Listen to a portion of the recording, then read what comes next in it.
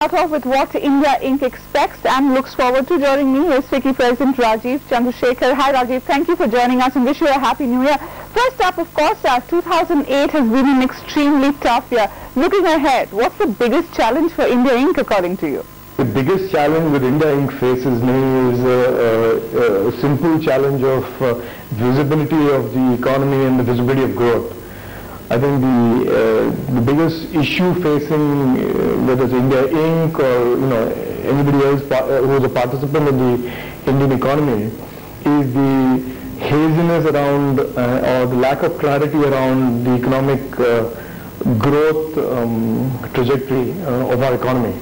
Right, Rajiv, that brings me to the next logical question, of course. The government has been pretty proactive with stimulus packages, etc. Is that going to be enough to bail out the economy? What's your own view on that? No, I see, the mistake is, one of the fundamental mistakes is to start believing that there is some magic pill that is going to, in some sense, take us back to the economic scenario pre-crisis.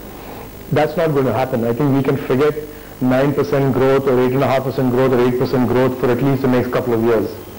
What we have to focus on is really to slow down the rate of moderation of growth. We have gone from 9 to 7 to 6 in a fairly sharp kind of a slope.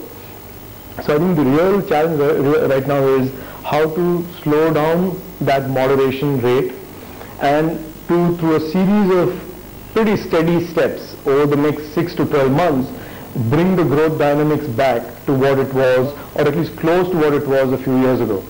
Rajiv, who do you think the onus finally lies with to get the economy back on track, the government or corporates? What should their game plan be, for instance? I think here it's absolutely important for corporates as well as to realize that what is at play here, or what will be at play here, is a totally different kind of a business model. Unfortunately, a lot of participants in the economy are still kind of on the sidelines, hoping that the business will be business as usual and the models will go back to what they were 6 months ago. That's not going to happen for the next 5 years. Companies have to reinvent themselves. They have to look at models where margins are far lower, volumes are far higher. There is a total restructuring and recreation of business models that will have to be done by the corporates as the government unrolls and unveils its own fiscal and monetary policy initiatives. This will have to be two hands and two, clapping together. This will not be a revival if corporates hang on to the old business models and the government continues to do what it's doing in terms of fiscal and monetary steps. Now, the other issue with government is there has been a lot of talk about government increasing spending on infrastructure.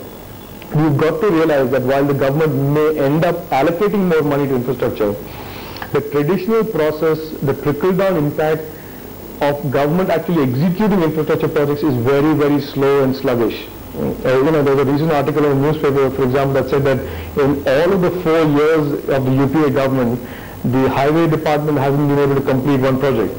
So it is not that simple. It's not as simple as saying the government should spend more money on infrastructure. The capability for the government to execute, even when they have money, is weak, is suspect, and therefore you can expect a lag effect. And therefore, the point that I'm making of a medium-term growth outlook orientation that has to develop. Yeah, that brings me to the next question, Rajiv. Could the deliverables from the government in terms of tangible action slow down because of the elections, and could that make things worse? Because at this point, everyone seems to agree that what we need is real action. No, I think one of the concerns that I have as being a politician and being a participant in the economy is that I'm concerned that the government of the day today is reasonably content to say that we will end 08, 09 with 7% growth and leave it at that. Because really what is required today is not a discussion of what 08, 09 will be. The real issue is what will 09, 10 be, what will 10, 11 be. And there isn't enough of a discussion, there isn't enough of a visibility in most of these discussions about what the growth or how much the growth will moderate or what kind of growth we will have 2 years into the future.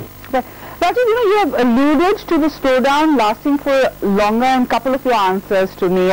Does that mean that you expect the pain to continue? Because most analysts and economists have been talking about a 16 to 18 month period of pain. Do you think there could be more than that? No, I think the answer to that, Mini, is that the pain need not last even 18 months. The pain need not last 2 years. And the corollary of that is that the pain could last 2 years and the pain could last 3 years. None of this is a slam dunk automatic thing. It really depends on what happens in the next 3 to 6 months in terms of how corporates reinvent themselves, how the government unrolls its various policy actions. Not only unrolls its policy actions, how the government executes these policy actions.